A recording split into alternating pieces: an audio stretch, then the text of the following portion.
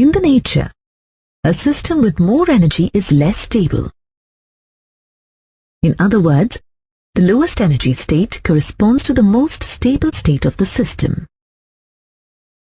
So, every system tends to attain stability by losing energy. Let's see how the atoms attain the lowest energy and tend to be in a stable state. We know that the nature is associated with innumerable chemical reactions. It is a known fact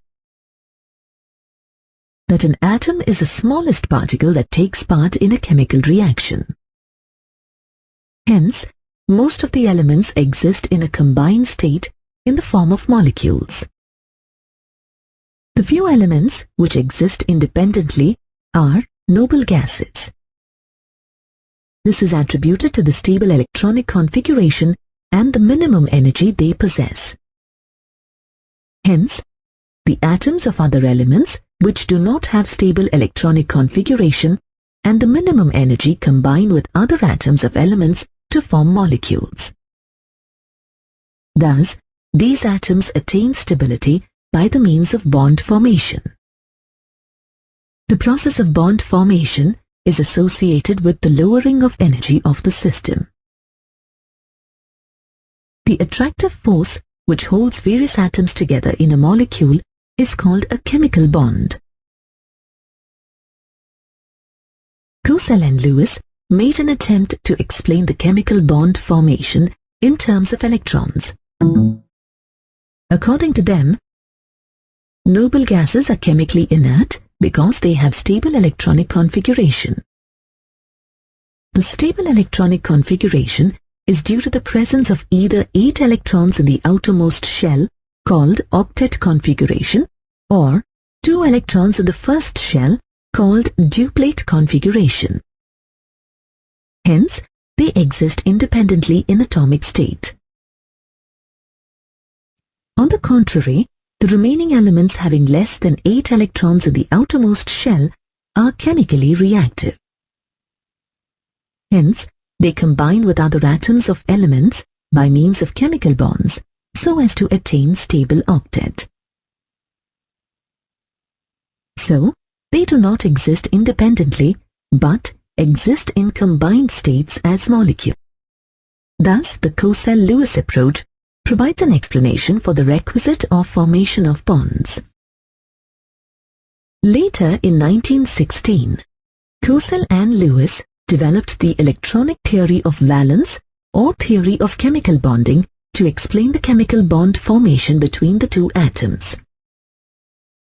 According to electronic theory of valence, every atom tries to attain octet in its valence shell by losing or gaining or by sharing of electrons. This is known as the octet rule. Only valence electrons are responsible for the formation of chemical bond. Except valence electrons, the remaining part of the atom, that is the nucleus, with the inner shell electrons, is called kernel. Lewis proposed simple notations to represent valence electrons in an atom.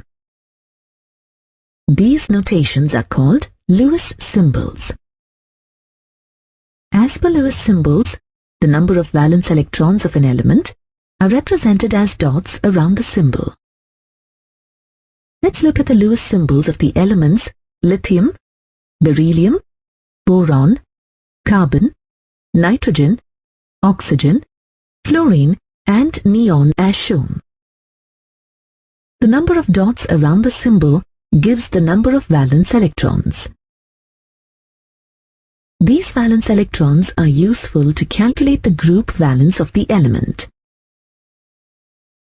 The group valence of an element is equal to number of valence electrons of an element, or 8 minus the number of valence electrons. This is the significance of Lewis symbols. Now, let us look at the formation of ionic bond or electrovalent bond, which was explained by Cosell by considering the following facts. Halogens which are highly electronegative and alkali metals which are highly electropositive are separated by noble gases in the periodic table. Hence, halogens gain an electron, whereas alkali metals lose an electron to form negative and positive ions respectively. The positive ion and the negative ion thus formed attain octet configuration. The two oppositely charged ions approach each other and form an ionic bond or electrovalent bond. The electrostatic forces of attraction that holds the two oppositely charged ions together is known as the electrovalent bond. On the basis of these facts, let's explain the formation of sodium chloride.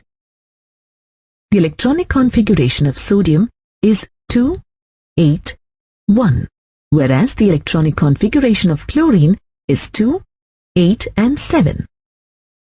When both sodium and chlorine combine together, sodium loses its one valence electron and forms positive ion, that is, sodium ion, whereas chlorine gains the one electron lost by sodium and forms the negative ion, that is, chloride ion. The sodium ion and the chloride ion attain the octet configuration of neon and argon respectively. These two oppositely charged ions approach each other and form sodium chloride. Due to the strong electrostatic forces of attraction between these oppositely charged ions, an ionic bond is said to be formed. Thus, sodium chloride is formed by the transfer of electrons from sodium to chlorine. The number of unit charges present on the ion is called electrovalence. In sodium chloride, sodium is assigned a positive electrovalence of 1, while chlorine is assigned a negative electrovalence of 1. Similarly, we can explain the formation of potassium chloride, calcium chloride, magnesium oxide, and other ionic compounds. On the basis of Cosell and Lewis' approach towards chemical bond, we can explain the factors that affect the formation of ionic bond. The formation of ionic bonds depends upon the following three key factors. First, the ease of formation of a cation. Second, the ease of formation of an anion.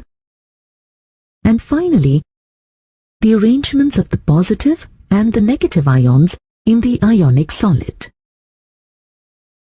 Let us understand this by considering the formation of sodium chloride. In the formation of sodium chloride, sodium loses one electron and attains the configuration of its nearest noble gas, neon. The amount of energy required for the ionization of a neutral atom, which is sodium atom in this example, is called ionization enthalpy. It is always endothermic. Similarly, chlorine accepts one electron to attain the configuration of its nearest noble gas, argon. The amount of energy liberated for the gain of electrons by chlorine atom is said to be electron gain enthalpy. It is represented as delta EGH. It is defined as the enthalpy change when a gaseous atom gains an electron. Note that the electron gain enthalpy may be exothermic or endothermic. Thus, sodium forms a positive ion, that is a cation, whereas chlorine forms a negative ion, that is an anion. Due to the strong electrostatic forces of attraction between these oppositely charged ions, they are held together to form sodium chloride. Now let us understand how ionization enthalpy and electron gain enthalpy affect the formation of an ionic bond. The ease of formation of a cation depends on the magnitude of the ionization enthalpy. Lower the ionization enthalpy, easier the removal of electron, and hence greater is the ease of formation of cation. Similarly, the ease of formation of an anion depends on the magnitude of the electron gain enthalpy. More negative is the electron gain enthalpy, greater is the ease of formation of the anion. Hence, we can conclude that lower the ionization enthalpy and higher the negative value of electron gain enthalpy, greater is the ease of formation of an ionic bond. The resultant ionic compound consists of regular and orderly arrangement of oppositely charged ions in three-dimensional region, held by strong electrostatic forces of attraction. This means that each cation is surrounded by a fixed number of anions and each anion is surrounded by a fixed number of cations. In a crystal of sodium chloride, each sodium ion is surrounded by 6 chloride ions, and each chloride ion is surrounded by 6 sodium ions as shown here. The difference in the crystal structures of different ionic compounds is attributed to the size of ions, their packing arrangements, and other factors. Finally, a requisite number of oppositely charged ions combine to form a crystal lattice. This process involves the liberation of energy. The higher the amount of the energy released, the greater the stability of the ionic compound. The stability of an ionic compound can be predicted by calculating the total enthalpy change in the process. In ionic solids, the sum of the electron gain enthalpy and the ionization enthalpy may be positive. But still, the crystal structure is stabilized due to the energy released during the formation of the crystal lattice. For example, in the gaseous state, the ionization enthalpy for the formation of Na+ from sodium is plus 495.8 kJ per mole, while the electron gain enthalpy for the formation of a chlorine ion is minus 348.7 kJ per mole. The sum of the two, which is 147.1 kJ per mole, is positive. But this is compensated by the energy released during the formation of the crystal lattice of sodium chloride, which is minus 788 kJ per mole.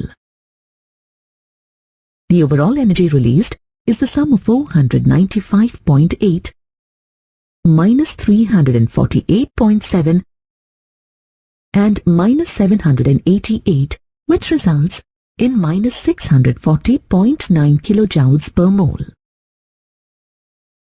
Since energy is released in the process, it makes the crystal lattice more stable. Thus, the magnitude of energy released during the formation of crystal lattice, called lattice enthalpy, provides a measure for determination of the stability of the ionic compound. Thus, lattice enthalpy plays a vital role in the formation of ionic compounds. Lattice enthalpy of an ionic solid is defined as the energy required to completely separate 1 mole of a solid ionic compound into gaseous constituent ions. For example, the lattice enthalpy of sodium chloride is 788 kilojoules per mole. This means that the energy required for the separation of 1 mole of solid sodium chloride into 1 mole of gaseous sodium ion and 1 mole of chloride ion is 788 kilojoules per mole. Langmuir refined the Lewis postulates and introduced the term covalent bond. The bond formed by the mutual sharing of electrons between the combining atoms of the same or of different elements is called a covalent bond. During covalent bond formation, each atom tries to attain octet, that is, 8 electrons in its valence shell, or duplet, 2 electrons in the first shell. The formation of covalent molecules can be understood from the Lewis dot structures. In the Lewis dot structures, the valence electrons of all the bonded atoms of a molecule are represented by dots. The following conditions are to be satisfied for the formation of a covalent bond in a molecule. Each of the bonded atom must contribute equal number of electrons to the shared pair. A bond is said to be formed when an electron pair is shared between the bonded atoms. All the bonded atoms must attain the nearest inert gas configuration as a result of sharing of electrons.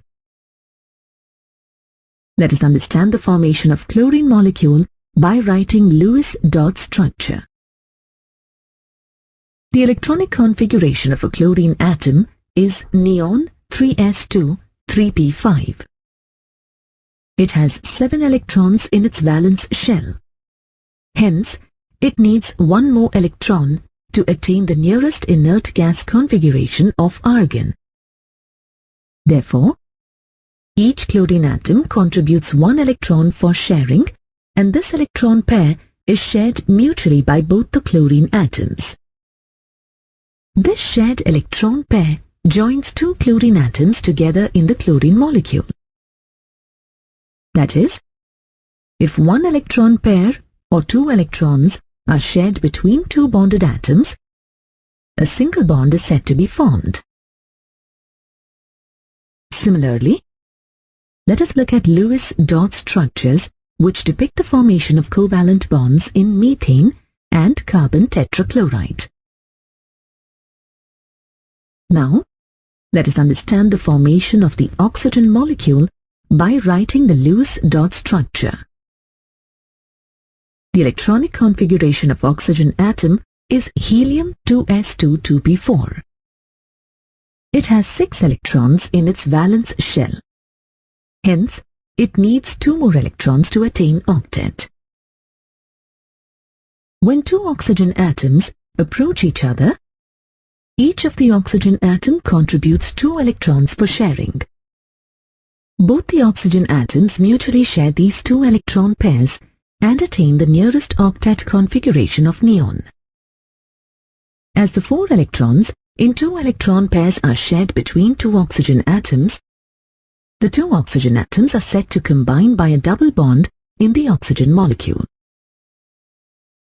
Similarly, we can show the formation of carbon dioxide, ethylene, C2H4 molecules by Lewis dot structures as shown. Let us understand the formation of nitrogen molecule using Lewis dot structure. The electronic configuration of nitrogen atom is helium 2s2 2p3. It has 5 electrons in its valence shell and needs 3 more electrons to attain octet. When 2 nitrogen atoms approach each other, they mutually share 3 electron pairs and attain the nearest inert gas configuration of neon. As 6 electrons, that is, 3 electron pairs are shared between 2 nitrogen atoms, the 2 nitrogen atoms are said to join by a triple bond. Similarly, we can show the formation of acetylene, C2H2, and carbon monoxide molecule by Lewis dot structures as shown. Let us look at certain other important steps to be adopted while writing the Lewis dot structures for a molecule or an ion. In case a covalent molecule is formed between different atoms, then the atom with the least electronegativity is placed at the center and other atoms will be placed at the terminal positions as shown here for a carbon dioxide molecule. Now, count the number of valence electrons available for bonding. In case of a molecule, count the total number of electrons present in the valence shell of all the bonded atoms. In case of ions, that is anions and cations, for each negative charge, add 1 electron to the total number of valence electrons, and for each positive charge, subtract 1 electron from the total number of valence electrons respectively. While writing a Lewis structure, it is always better to know the symbols for the respective bonded atoms or the combining atoms while you have to guess the skeletal structure of the molecule. This makes the distribution of the electrons between the bonded atoms easier. Among the valence electrons available for bonding, shared pair of electrons forms a single bond between two bonded atoms, and the remaining electron pairs present on the respective bonded atoms are either used for the formation of multiple bonds or remain as lone pairs. Finally, each atom should attain octet in its valence shell, except hydrogen, which attains the stable duplet configuration. Now let's see how to write the Lewis dot structure for carbonate ion by adopting the above-mentioned steps. First, let us calculate the total number of valence electrons in the carbonate ion shown here. The number of valence electrons in carbon is 4, whereas the number of valence electrons in oxygen is 6. As 3 oxygen atoms are present, the number of valence electrons in 3 oxygen atoms is equal to 18. As 2 negative charges are present on the carbonate ion, add 2 to the total number of valence electrons present in carbon and oxygen atoms. The total number of valence electrons here is 22. Hence, the total valence electrons in carbonate ion is 22 plus 2 equal to 24. In the carbonate ion, as carbon is less electronegative, it is placed at the center, whereas 3 oxygen atoms are placed around it at the terminal positions. The skeletal structure of carbonate ion is as shown. Now let us draw a single bond between the central carbon atom and each of the oxygen atoms. This, however, doesn't complete the octet on carbon, if the remaining 2 electrons on this oxygen remain as lone pair. Hence, a double bond between the carbon and the oxygen completes the octet. This results in the following Lewis dot structure. Now let's see how to write the Lewis dot structure for ammonium ion. First, let us calculate the total number of valence electrons. The number of valence electrons in nitrogen is 5, whereas the total number of valence electrons in 4 hydrogen atoms is 4. And as 1 positive charge is present on the ammonium ion, subtract 1 from the total number of valence electrons present in nitrogen and hydrogen respectively. That makes it 9.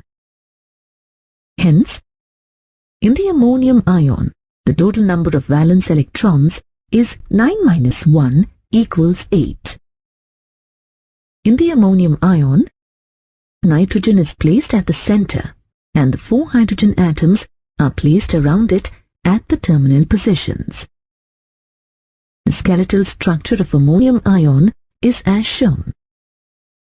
When each hydrogen is bonded to nitrogen by a single bond, nitrogen attains octet and hydrogen attains duplet respectively, resulting in the shown Lewis structure.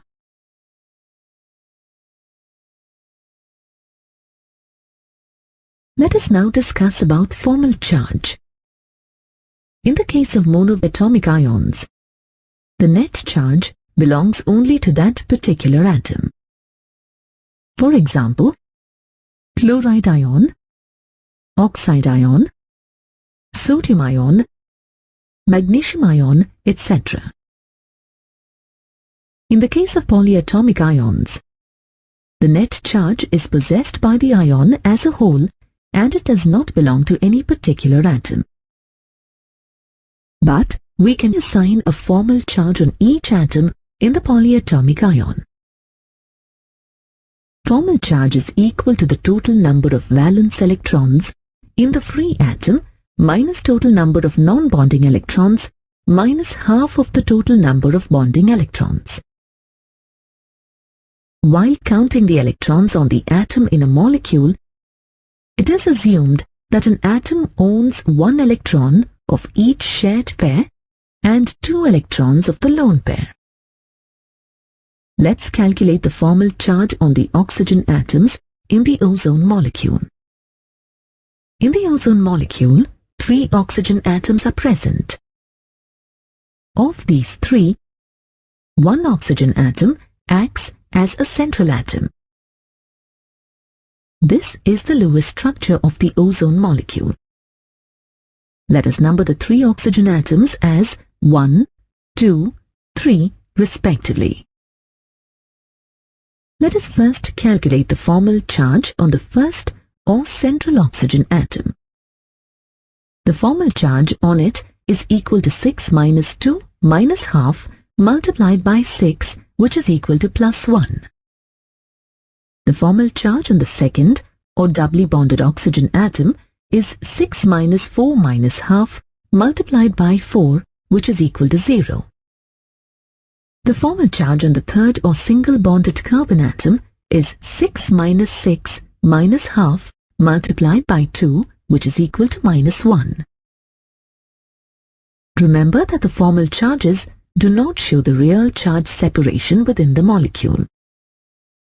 Formal charges are useful to predict the most stable structure among the possible Lewis dot structures of the compound. Now let's move on to limitations of Lewis theory. Though octet rule is simple, it is not applicable to all the molecules. It is mainly applicable to organic compounds and compounds formed by second period elements such as methane and water. Octet rule is not applicable for the molecules containing odd electrons. For example, there are only 7 electrons around nitrogen in nitric oxide. Octet rule is not applicable for the molecules in which the central atom has less than 8 electrons. That is, contracted octet. This is observed in the compounds or molecules in which the central atom in its elemental state possessed less than 4 electrons in its valence shell. For example, lithium in lithium chloride, boron in boron trifluoride and boron trichloride, beryllium in beryllium chloride, aluminium in aluminium chloride don't possess octet. The atoms of the elements that belong to the third period and beyond the third period possess 3d orbitals available for bonding. Hence, most of the compounds formed from them possess more than 8 electrons around their central atoms. This is called expanded octet. Hence, the octet rule is not applicable for the molecules such as phosphorus pentachloride and sulfur hexafluoride, etc. In phosphorus pentachloride, phosphorus, the central atom has 10 electrons in its valence shell. In sulfur hexafluoride, sulfur is the central atom and it has 12 electrons in its valence shell. We know that each atom gets stability due to octet in its valence shell. But some elements like krypton and xenon forms compounds in spite of having octet in the valence shell, such as xenon difluoride, xenon oxydifluoride, krypton difluoride, etc. The octet rule couldn't explain this anomaly. Lewis' theory does not explain about the shapes of the molecules. It also does not explain about the relative stability of the molecules as well as the energies of the molecule. Drawing the atomic structures of complex compounds with bonds is difficult. To overcome this, Lewis established an easy way to represent bonds within molecules and ions. He created it as per the shared pair of electrons and the octet rule. In his method, electrons are drawn as dots and the bonding of a pair of electrons is represented by a line. Therefore, it is also known as the electron dot structure. The Lewis structure for an atom is the chemical symbol for the atom, surrounded by as many number of dots as the number of valence electrons in it. For an ion of an element, we first need to draw the chemical symbol for the element surrounded by the number of valence electrons present in the ion. Then, the whole structure is placed within square brackets, with the superscript indicating the charge on the ion. The charge of the ion is the number of electrons gained or lost. To draw the Lewis structure for a molecule, first draw the atoms and join them with lines so that for each atom, the total number of valence electrons becomes 8. To draw the Lewis structure for compounds, first, the unit of the negative or positive charge should be deducted from the total number of valence electrons of the compound. The remaining number of valence electrons should be distributed as the bonding pairs of electrons. For example, a carbonate ion has 2 negatively charged units. The number of valence electrons in a carbonate ion is the sum of valence electrons of 3 oxygen atoms and the valence electrons of the carbon atom. That is 22. Therefore, the number of electrons to be distributed in a carbonate ion will be 22 minus negative 2. That is 24. In the Lewis structure, the least electronegative atom occupies the central position, which is carbon here. Now, when 24 electrons are distributed among 3 oxygen and 1 carbon atoms, it looks like this. After assigning electrons, the remaining electrons are utilized for multiple bonds or remain as lone pairs. We will replace each pair of bonded electrons with a line. Notice that the total number of valence electrons becomes 8 for each atom.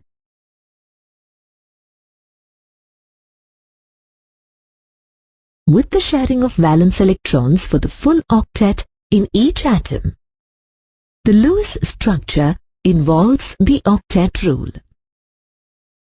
However, there are some molecules in nature that do not follow the octet rule. In some molecules, the number of electrons surrounding the central atom is less than 8. For example, beryllium hydride and boron trichloride have 2 and 3 pairs of electrons respectively surrounding the central atom. In molecules with an odd number of electrons, such as nitric oxide, the octet rule is not satisfied. The octet rule also does not apply to the molecules with expanded octets. Though the octet rule is based on the inertness of noble gases, some noble gases such as xenon and krypton react with other elements and form compounds. The octet theory also does not explain the shapes of molecules and energies of orbitals. However, the molecules that do not follow the octet rule can still be represented by the Lewis electron dot structure. Therefore, though the Lewis structure involves the octet rule, it is not limited to the octet rule. However, in case of polyatomic molecules, there can be more than one possible Lewis structures for a molecule. To determine the best possible Lewis structure for a molecule, we need to find out the structure with the lowest energy from a number of possible Lewis structures. The lowest energy structure is the structure with the smallest formal charge on the atom. Formal charge is the charge assigned to an atom in a molecule, assuming that electrons are shared equally between atoms in a chemical bond. For the correct Lewis structure, it should be other than 0.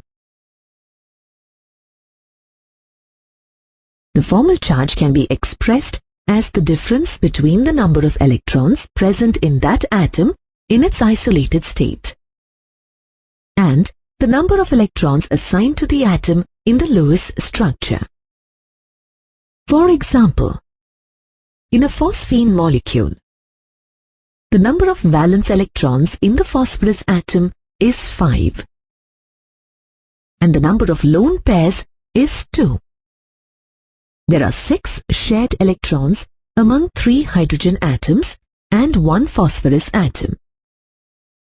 Therefore, the formal charge is 5 minus 2, minus half of 6, which is 3. This gives us the formal charge as 0.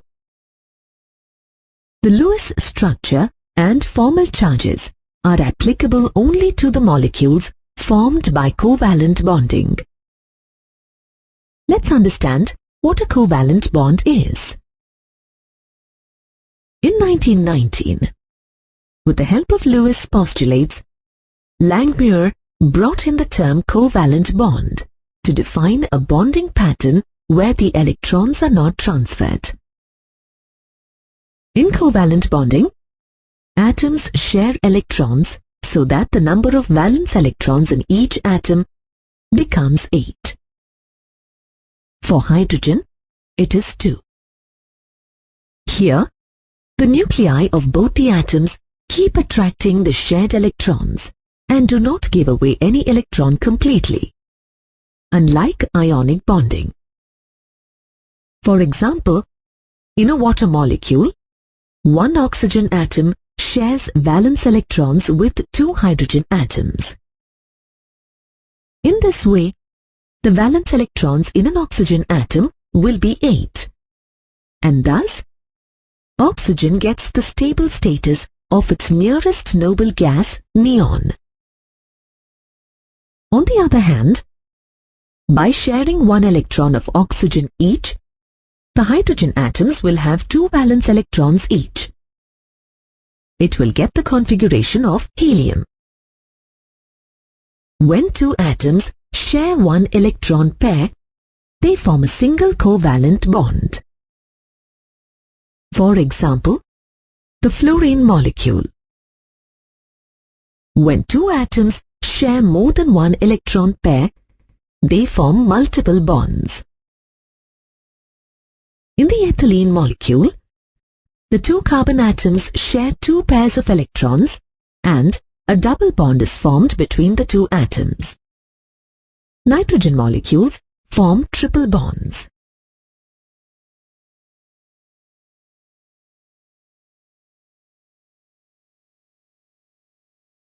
The factors that affect chemical bonds are known as bond parameters. Some such factors are bond length, bond order, bond angle, and bond enthalpy.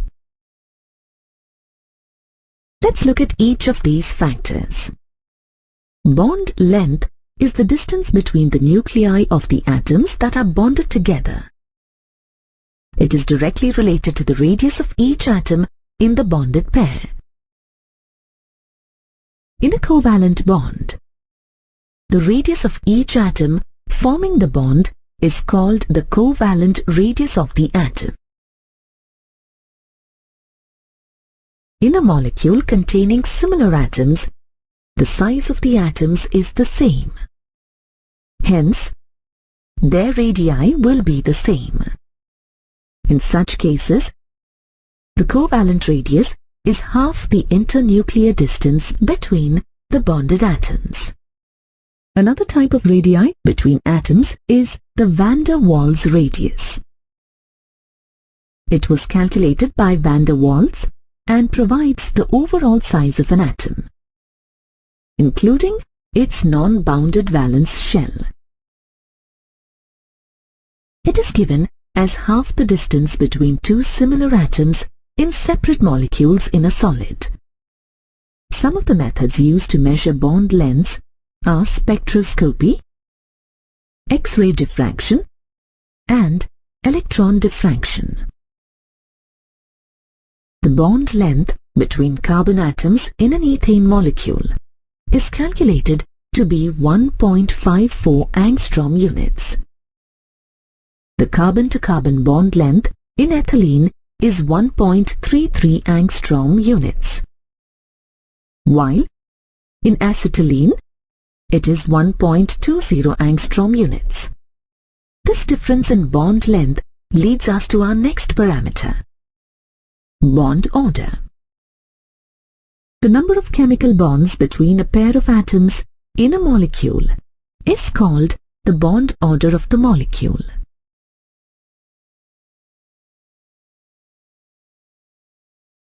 Bond orders can be calculated from Lewis structures.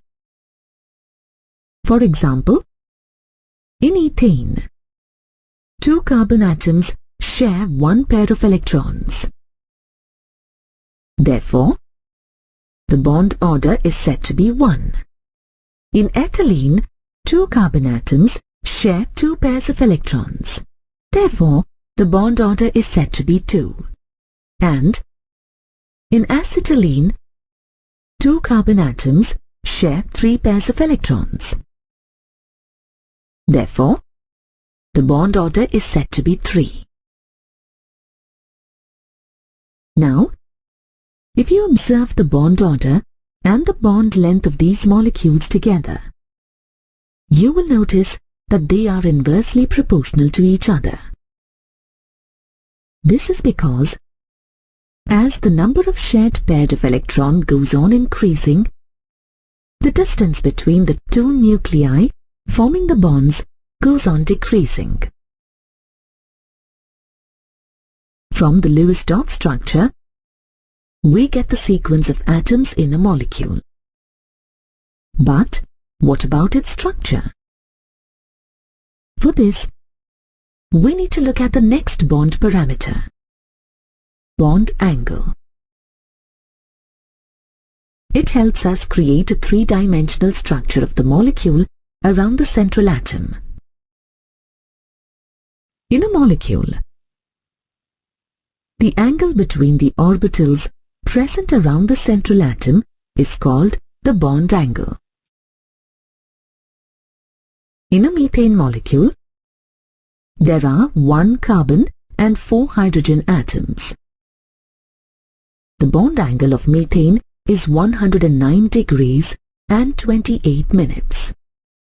It means that the angle between any two bonds that are formed between a carbon atom and the hydrogen atoms is 109 degrees and 28 minutes. Usually, when the bond angle is 90 degrees, the shape of the molecule is octahedral. When the bond angle is 180 degrees, the shape of the molecule is linear. Similarly, when the bond angle is 120 degrees, the shape of molecule is trigonal planar. Bond angles are measured using spectroscopic methods. Another bond parameter, bond enthalpy, is defined as the amount of energy required to break one chemical bond between two gaseous atoms in a molecule. It is expressed in kilojoules per mole. For example, the energy required to break the bond between the two atoms of a hydrogen molecule is 435.8 kilojoules per mole. When a molecule is made of more than two atoms, it consists of more than one bond.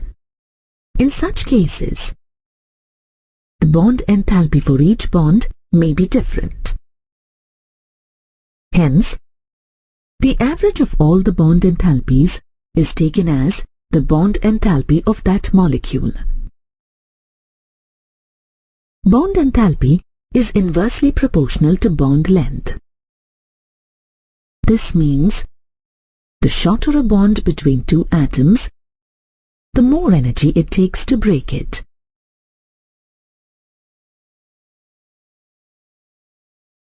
We have already learned how to write the Lewis structures for different molecules and ions.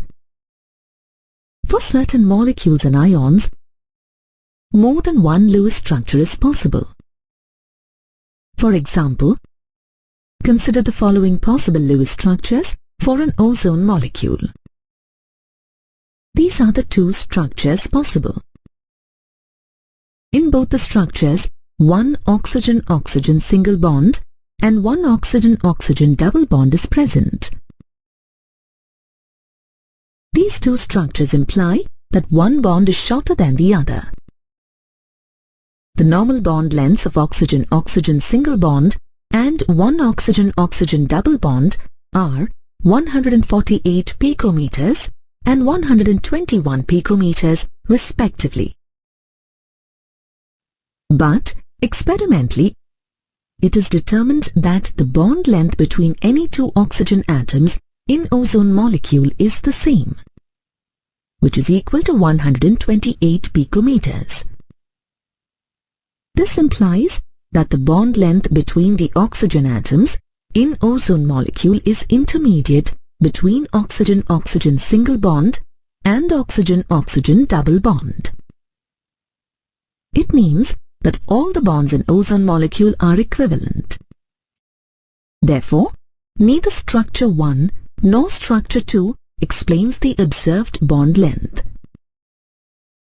It is observed that for certain molecules, one Lewis structure cannot explain all the observed parameters such as bond length, bond strength, and so on. Therefore, more than one Lewis structure is required to explain all the observed parameters, as a single Lewis structure is inadequate to represent the molecule accurately.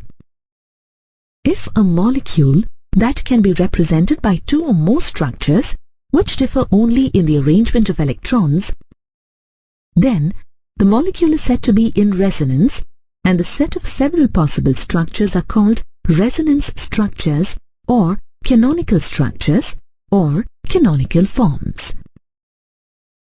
Any two resonating structures are represented by inserting a double-headed arrow between them. It is important to note that there is no equilibrium between the canonical forms. All the canonical structures have similar energy and the same arrangement of atomic nuclei, but differ in the arrangement of electrons. However, the molecule never actually has the structure of any of the canonical forms at any point of time. The actual structure of a molecule is a hybrid of all resonance structures possible. It is called a resonance hybrid. This resonance hybrid is more stable than any of the contributing resonating structures. In this example, the resultant of these two structures, that is, the resonance hybrid, explains the equivalent nature of the bonds and the observed bond length, which is 128 picometers as shown here.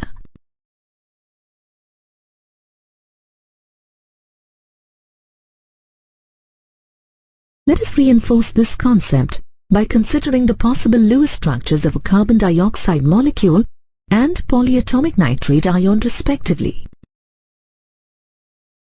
We can represent a carbon dioxide molecule by the three following Lewis structures. None of the single structures explain the observed carbon to oxygen bond length, which is 115 picometers. The magnitude of this bond length is found to be intermediate between the bond lengths of a normal carbon to oxygen double bond, which is 121 picometers, and carbon to oxygen triple bond, which is 110 picometers. Hence, the resonance hybrid of these structures, as shown here, explains the experimentally determined bond length. Similarly, we can represent the nitrate ion by the three following Lewis structures. In each structure, there is one nitrogen-oxygen double bond and two nitrogen-oxygen single bonds. However, experimental studies reveal that all nitrogen and oxygen bonds are found to be equivalent. Hence, the resonance hybrid of these three structures depicts the equivalent nature of nitrogen-oxygen bonds. Therefore, the nitrate ion is best described as a resonance hybrid of the three possible canonical forms as shown here. Thus, we can conclude that resonance stabilizes the molecule as the energy of the resonance hybrid is less than any of the canonical structures. Also, a molecule can have only a single structure, that is, the resonance hybrid of all the canonical forms.